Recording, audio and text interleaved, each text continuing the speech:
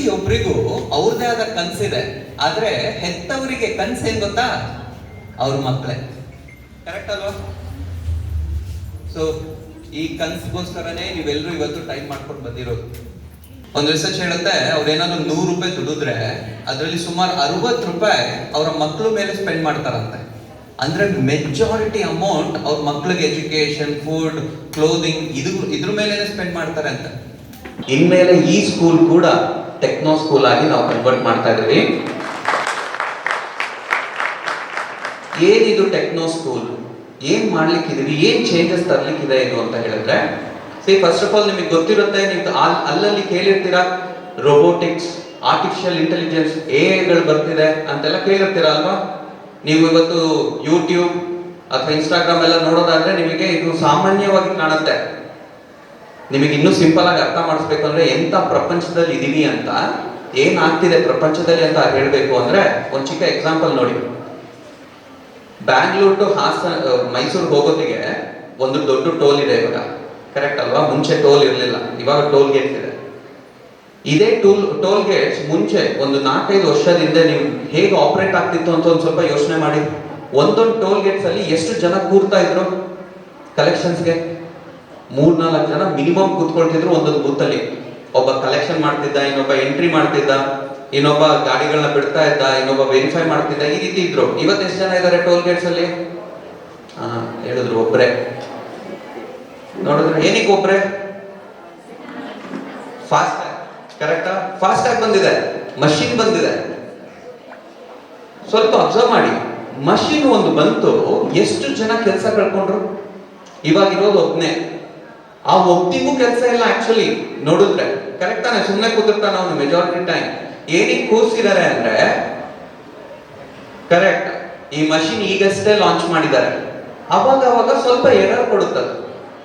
ಆ ಎರರ್ನ ಫಿಕ್ಸ್ ಮಾಡಕ್ಕೆ ಅಂತ ಕೂರಿಸಿದ್ದಾರೆ. ಬಟ್ ಪೇರೆಂಟ್ಸ್, ಇನ್ನು 2-3 ವರ್ಷ ಆಗ್ತಾ ಇದ್ದಂಗೆ ಈ ಮಷಿನ್ ಇನ್ನೂ ಚೆನ್ನಾಗಿ ಕೆಲಸ ಮಾಡಕ್ ಸ್ಟಾರ್ಟ್ ಆಗುತ್ತೆ ಅಲ್ವಾ? ಮೆಜಾರಿಟಿ ಪೇರೆಂಟ್ಸ್ಗೆ ತಮ್ಮ ಮಕ್ಕಳು ಏನಾಗ್ಬೇಕು ಅಂತ ಇಷ್ಟ? ಡಾಕ್ಟ್ರು, ಇಂಜಿನಿಯರ್, ಕರೆಕ್ಟ್ ಅಲ್ವಾ? ಇಂಜಿನಿಯರ್ಸ್ ಆಗ್ಬೇಕು ಅಂತ ಯೋಚನೆ ಇದ್ರೆ ಇವಾಗ ಹೇಳ್ತೀನಿ ನೋಡಿ, ಒಂದು ರಿಯಾಲಿಟಿ. ಇನ್ನು 5 ವರ್ಷದಲ್ಲಿ ಇಂಜಿನಿಯರ್ಸ್ ಗಳಿಗೆ ಕೆಲಸನೇ ಇರಲ್ಲ ಅಂತ, ಇದು ರಿಸರ್ಚ್. ಸೊ ಕ್ವಶನ್ ಏನು ಅಂದ್ರೆ, ಇಂಥ ಕಾಂಪಿಟೇಟಿವ್ ವರ್ಲ್ಡ್ಗೆ ನಮ್ಮ ಮಕ್ಕಳು ಎಂಟರ್ ಆಗ್ತಿದ್ದಾರೆ, ರೆಡಿ ಆಗ್ತಿದ್ದಾರೆ. ಅವರು ಆ ವರ್ಲ್ಡ್ನ ಫೇಸ್ ಮಾಡಕ್ಕೆ ಮಷಿನ್ಸ್ಗಳನ್ನ ಅವರು ಫೈಟ್ ಮಾಡಬೇಕು, ಮಷಿನ್ಸ್ಗಳ ಜೊತೆ ಅವ್ರು ಫೈಟ್ ಮಾಡಬೇಕು, ಅದನ್ನ ಕಂಟ್ರೋಲ್ ಮಾಡೋ ಅಷ್ಟು ಕೆಪಾಸಿಟಿ ಅವ್ರಿಗೆ ಇರಬೇಕು. ಇದನ್ನ ನಮ್ಮ ಮ್ಯಾನೇಜ್ಮೆಂಟ್ ಅರ್ಥ ಮಾಡಿಕೊಂಡು ಫೋರ್ಸಿ ಮಾಡಿ, ಓ ಫ್ಯೂಚರ್ ಈ ರೀತಿ ಇದೆ, ನನ್ನ ಮಕ್ಕಳಿಗೂ ಈ ಫ್ಯೂಚರ್ಗೆ ನಾವು ರೆಡಿ ಮಾಡಬೇಕು, ಇಲ್ಲ ಅಂದ್ರೆ ಅವರು ಆ ಫ್ಯೂಚರ್ ಅಲ್ಲಿ ಕಷ್ಟ ಪಡ್ತಾರೆ. ಸೊ ಅದರಿಂದ ಇವತ್ತೇ ಅವರು ತಮ್ಮ ಸ್ಕೂಲ್ನ ಟೆಕ್ನೋ ಸ್ಕೂಲ್ ಆಗಿ ಕನ್ವರ್ಟ್ ಮಾಡಿ ನಿಮ್ಮ ಮಕ್ಕಳಿಗೆ ಫ್ಯೂಚರ್ಗೆ ರೆಡಿ ಮಾಡ್ತಾರೆ. ಸೊ ಇದು ನಮ್ಮ ಮ್ಯಾನೇಜ್ಮೆಂಟ್ ಅರ್ಥ ಮಾಡ್ಕೊಂಡಿದೆ, ನಮ್ಮ ಕಂಪ್ನಿ ಕೂಡ ರಿಸರ್ಚ್ ಮಾಡಿದೆ. ಅದರಿಂದನೇ ನಾವು ಒಂದು ಹೊಸ ಮೆಥಡಾಲಜಿನ ಇಂಟ್ರೊಡ್ಯೂಸ್ ಮಾಡ್ತಿದ್ದೀವಿ. ಏನಿದು ಮೆಥಡಾಲಜಿ ಅಂದ್ರೆ, we call it as preparation based teaching methodology ಅಂತ. ನಮ್ಮ ಟೀಚರ್ಸ್ ಆಲ್ರೆಡಿ ಪ್ರಿಪೇರ್ಡ್ ಆಗಿ ಬರ್ತಾ ಇದ್ದಾರೆ, ಅವ್ರನ್ನ ಇನ್ನೂ ಎಫಿಷಿಯಂಟ್ ಮಾಡ್ಲಿಕ್ಕೆ ನಾವು ಎಫರ್ಟ್ ಆಗ್ತಿದೀವಿ ಟೀಚರ್ಸ್ ಟ್ರೈನಿಂಗ್ ಪ್ರೋಗ್ರಾಮ್ ಮೂಲಕ. ಅವ್ರು ಇನ್ನೂ ಬೆಸ್ಟ್ ಆಗಿ ಪ್ರಿಪೇರ್ ಮಾಡ್ಕೊಂಡು ಬರ್ತಾರೆ ಇನ್ಮೇಲೆ. ಜೊತೆಗೆ ನಾಟ್ ಜಸ್ಟ್ ದ ಟೀಚರ್ಸ್, ನಿಮ್ಮ ಮಕ್ಕಳು ಕೂಡ ಇನ್ಮೇಲೆ ಪ್ರಿಪೇರ್ ಮಾಡಿ ಬರಬೇಕು ಕ್ಲಾಸಸ್ಗೆ. ಸೊ ನಿಮ್ಮ ಪ್ರತಿಯೊಂದು ಮಗುಗೂ ಒಂದೊಂದು ಅಪ್ಲಿಕೇಶನ್ ಕೊಡ್ತೀವಿ, ನಿಮಗೆ ಅಂತ ಅಪ್ಲಿಕೇಶನ್ ಕೊಡ್ತೀವಿ. ಆ ಅಪ್ಲಿಕೇಶನ್ ಹೇಗೆ ಯೂಸ್ ಮಾಡಬೇಕು ಅಂತಾನು ಹೇಳ್ಕೊಟ್ಟಿರ್ತೀವಿ. ಅದನ್ನ ಸರಿಯಾದ ರೀತಿ ನೀವು ಯೂಸ್ ಮಾಡಿದ್ರೆ ಇದೊಂದು ಪವರ್ಫುಲ್ ಟೂಲ್ ಆಗುತ್ತೆ ನಿಮ್ಮ ಮಕ್ಕಳಿಗೆ.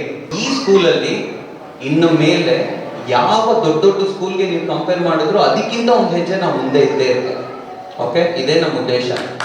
ಸೊ ಒಂದು ಟೆಕ್ನೋ ಸ್ಕೂಲ್ ಆಗ್ತಿದೆ, ಟೆಕ್ನಾಲಜಿ ಎನೇಬಲ್ಡ್ ಟೀಚಿಂಗ್ ನಾವು ಮಾಡ್ತಾ ಇದೀವಿ, ನಿಮ್ಮ ಮಕ್ಕಳನ್ನ ಎಫಿಷಿಯಂಟ್ ಮಾಡ್ತೀವಿ. ಬಟ್ ಇಷ್ಟೇ ಅಲ್ಲ ನಮ್ಮ ಉದ್ದೇಶ. ನಮ್ಮ ಅಪ್ಲಿಕೇಶನ್ ಅಲ್ಲಿ ಬೇಸಿಕ್ ಇಂಗ್ಲಿಷ್ ಇಂದ ಹಿಡಿದು guitar, music, coding classes, drawing classes, ಜೊತೆಗೆ ನೀಟ್ ಜೆ ಎಲ್ಲ ತರ್ತಿದೀವಿ, ಅಥವಾ ಆಲ್ರೆಡಿ ಇದೆ. ಎಲ್ಲಾ ಪೇರೆಂಟ್ಗೂ ತನ್ನ ಮಗುಗೆ ಒಂದು ಒಳ್ಳೆ ಪೊಸಿಷನ್ ಇರಬೇಕು, ಒಂದೇನೋ ಸಾಧನೆ ಮಾಡಬೇಕು, ಒಂದು ಸಿಂಗರ್ ಆಗ್ಬೇಕು, ಅಥವಾ ಬೇರೆ ಏನೇನೋ ಆಸೆಗಳಿರುತ್ತೆ. ಬಟ್ ಮಾಡ್ಲಿಕ್ಕೆ ಕಷ್ಟ ಆಗ್ತಿದೆ.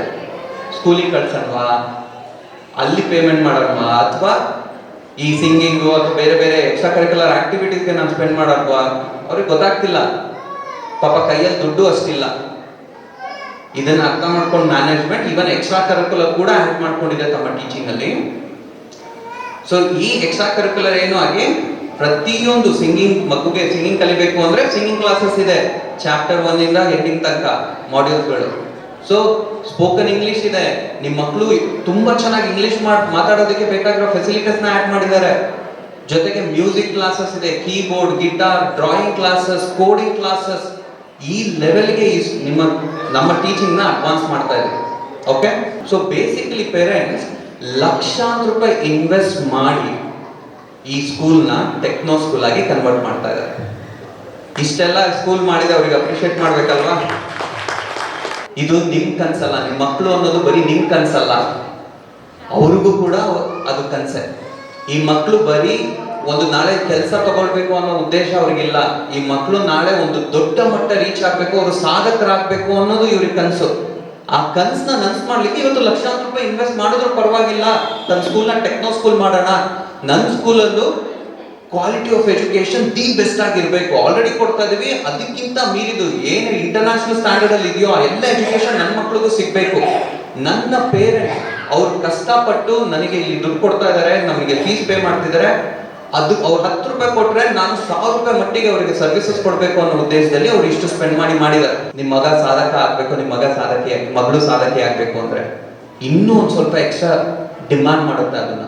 ಅದು ನಿಮ್ಮಿಂದ ಏನು, ಈಗ ಅಪ್ಲಿಕೇಶನ್ ನಿಮಗೆ ಕೊಡ್ತಾ ಇದೀವಿ. ಎಷ್ಟೋ ಪೇರೆಂಟ್ಗೆ ಒಂದು ಯೋಚನೆ ಇರುತ್ತೆ, ಮೊಬೈಲ್ ಕೊಡ್ಬೇಕಾ ನನ್ನ ಮಗನಿಗೆ? ಅಯ್ಯೋ ಸರ್, ನೀವೇನ್ ಸರ್, ನಾನ್ ಮೊಬೈಲ್ ಯೂಸ್ ಮಾಡೋದು ಬೇಡ, ನನ್ನ ಮಗ ಅವ್ರು ಓದ್ಬೇಕು ಅಂತ ಹೇಳ್ತಿದ್ರೆ ನೀವು ನೋಡಿದ್ರೆ ಮೊಬೈಲ್ ಕೊಡಿ ಅಂತ ಹೇಳ್ತಾ ಇದ್ದೀರಾ ಅಂತ ಎಷ್ಟೋ ಪೇರೆಂಟ್ಸ್ ಇರುತ್ತೆ ಯೋಚನೆ. ನಾವು ಅರ್ಥ ಮಾಡ್ಕೋಬೇಕಾಗಿರೋದು ಏನಂದ್ರೆ ಪೇರೆಂಟ್ಸ್, ನಾವೀಗ ಇವತ್ತಿನ ಜನರೇಷನ್ಗೆ ಅಥವಾ ಇವತ್ತು ನಾವು ಯಾವ ಸಿಚುವೇಶನ್ ಬದುಕ್ತಿದೀವೋ ಇದ್ರ ಪ್ರಕಾರ ನಾವು ಅಡಾಪ್ಟ್ ಆಗ್ಬೇಕು, ಎವಾಲ್ವ್ ಆಗ್ಬೇಕು. ಕರೆಕ್ಟ್ ಅಲ್ವಾ? ಎಕ್ಸ್ಟ್ರಾ ಎಫರ್ಟ್ ಹಾಕ್ಬೇಕು. ಅದೇನು, ನಿಮ್ ಮಗ ಓದಕ್ ಕೂತ, ನಿಮ್ ಮಗಳು ಓದಕ್ ಕೂತ್ರು ಅಂದ್ರೆ ನೀವು ಟಿವಿ ಆನ್ ಮಾಡಬಾರ್ದು. ಕಷ್ಟನೇ, ಬಟ್ ಈ ತ್ಯಾಗ ಮಾಡ್ಲೇಬೇಕು. ಯಾಕೆ? ನಮ್ಮ ಮಕ್ಕಳು ಸಾಧನೆ ಮಾಡ್ಬೇಕು ಅನ್ನೋ ಯೋಚನೆ ನಮಗಿದೆ. ಆ ಸಾಧನೆ ಮಾಡ್ಬೇಕು ಅಂದ್ರೆ ಈ ಎಫರ್ಟ್ ಇವತ್ತು ಹಾಕ್ಲೇಬೇಕು ನಾವು. Okay fine. ಸೊ ಫಸ್ಟ್ಲಿ ನಿಮ್ಮ ಸ್ಕೂಲ್ ಹೇಗೆ, ಈ ಸ್ಕೂಲ್ಗೆ ನೀವು ಸಪೋರ್ಟ್ ಮಾಡಬೇಕು. ಒಂದು ಅವ್ರು ಮಾಡ್ತಾ ಇರೋ ಈ ಎಲ್ಲ ಎಫರ್ಟಿಗೆ ನೀವು ಸಪೋರ್ಟ್ ಮಾಡಿ, ಅವ್ರು ಕೊಡ್ತಾ ಇರೋ ಈ ಟೆಕ್ನಾಲಜಿನ ಚೆನ್ನಾಗಿ ಯೂಸ್ ಮಾಡ್ಕೊಳ್ಳಿ. ನಿಮ್ಮ ಮಕ್ಕಳು ಅದನ್ನ ಯೂಸ್ ಮಾಡೋ ತರ ನೀವು ಎನ್ಶ್ಯೂರ್ ಮಾಡಿ. ಇದು ಒಂದು ಸಪೋರ್ಟ್. ಎರಡನೇದು, ಇನ್ನ ನೆಕ್ಸ್ಟ್ 3 years 4 years ಇದೇ ಸ್ಕೂಲಲ್ಲಿ ಇದ್ದು ನೋಡಿ ಯಾವ ಲೆವೆಲ್ಗೆ ನಾವು ಈ ಚೇಂಜಸ್ಗಳನ್ನ ಮಾಡ್ಲಿಕ್ಕಿದೀವಿ ಅಂತ. ಇವತ್ತು ಟೆಕ್ನೋ ಸ್ಕೂಲ್ ಅಂತ ನಾನು ಸಿಂಪಲ್ ಆಗಿ ಹೇಳ್ತಿದ್ದೀನಿ ಅಷ್ಟೇ. ಇದು ಎಂತ ಅಡ್ವಾನ್ಸ್ಮೆಂಟ್ ನಿಮ್ ಸ್ಕೂಲಲ್ಲಿ ತರ್ಲಿಕ್ಕಿದೆ ಅಂತ ನೀವು ನೋಡ್ತೀರಾ ಇನ್ನೊಂದು ಸ್ವಲ್ಪ ದಿನದಲ್ಲಿ. ಸೊ ನಿಮ್ ಮಕ್ಕಳು ನಾರ್ಮಲ್ ಆಗಿ ಸ್ಕೋರ್ ಮಾಡಿ ಎಲ್ಲೋ ಒಂದ್ ಕಡೆ ಹೋಗಿ ಯಾರಿಗೋ ಕೆಳಗೆ ಜೀತ ಮಾಡ್ಬೇಕನ್ನೋದಲ್ಲ ನಮ್ಮ ಉದ್ದೇಶ. ನಮ್ಮ ಉದ್ದೇಶ ನಿಮ್ ಮಕ್ಕಳು ನಾಳೆ ಸಾಧಕರಾಗಬೇಕು ಅನ್ನೋದು. ಸೊ ಅದರಿಂದನೇ ನಮ್ಮ ಎಂಟೈರ್ ಟೀಚಿಂಗ್ ಮೆಥಾಲಜಿನ ಚೇಂಜ್ ಮಾಡ್ತಾ ಇದೀವಿ. ಈ ಸ್ಕೂಲ್ನ ಟೆಕ್ನೋ ಸ್ಕೂಲ್ ಆಗಿ ಮಾಡ್ತಿದೀವಿ. ನಮ್ಮ ಶಾಲೆಯಲ್ಲೂ ಸಹ ಪ್ರತಿಯೊಂದು ಕ್ಲಾಸಲ್ಲೂ ನಾವು ಅದಕ್ಕೆ ಬೇಕಾಗಿರುವಂತಹ ಟೆಕ್ನಾಲಜಿಯನ್ನ ಅಂದ್ರೆ ಸ್ಮಾರ್ಟ್ ಬೋರ್ಡ್ಸ್ ನ ಅಡಾಪ್ಟ್ ಮಾಡ್ಕೊಂಡು ಮಾಡ್ತಾ ಇದೀವಿ. ನಿಮಗೆ ಅನ್ಸ್ಬೋದು, ಸರ್ ಇಷ್ಟೆಲ್ಲ ಮಾಡ್ತಿದ್ರೆ ಸರ್, ಮತ್ತೆ ಅರ್ಜುನ್ ಸರ್ ಹೇಳಿದ್ರು ಲಕ್ಷಾಂತರ ರೂಪಾಯಿ ಖರ್ಚು ಮಾಡ್ತಿದ್ದಾರೆ, ಲಕ್ಷಾಂತರ ರೂಪಾಯಿ ನಿಮ್ಮ ಮೇಲೆ ಇನ್ವೆಸ್ಟ್ ಮಾಡ್ತಿದ್ದಾರೆ ಅಲ್ವಾ?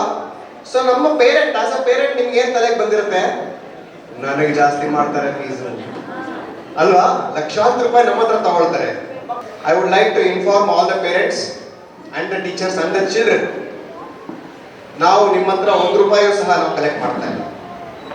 ಏನೇ ನಾವು ಇನ್ವೆಸ್ಟ್ ಮಾಡಬೇಕು ಅಂತ ಹೇಳಿದ್ರು ನಾವೇ ಫಂಡ್ಸ್ ರೈಸ್ ಮಾಡಿ ನಾವು ಅದನ್ನ ಇನ್ವೆಸ್ಟ್ ಮಾಡ್ತಾ ಇದ್ದೀವಿ. ನಮ್ಮ ಶಾಲೆಯಲ್ಲಿ ನಾವು ಏನ್ ಮಾಡಿದ್ರು, ನಮ್ಮ ಪೇರೆಂಟ್ಸ್ಗೆ ಒತ್ತಡ ಕಡಿಮೆ ಇದ್ದು ಮ್ಯಾಕ್ಸಿಮಮ್ ಎಫಿಷಿಯನ್ಸಿಯಲ್ಲಿ ಮಕ್ಕಳಿಗೆ ನಾವು ಪಾಠ ಹೇಗೆ ಮಾಡೋದು ಅಂತ ಹೇಳಿ ನಾವು ಪ್ರಯತ್ನ ಪಡ್ತೀವಿ.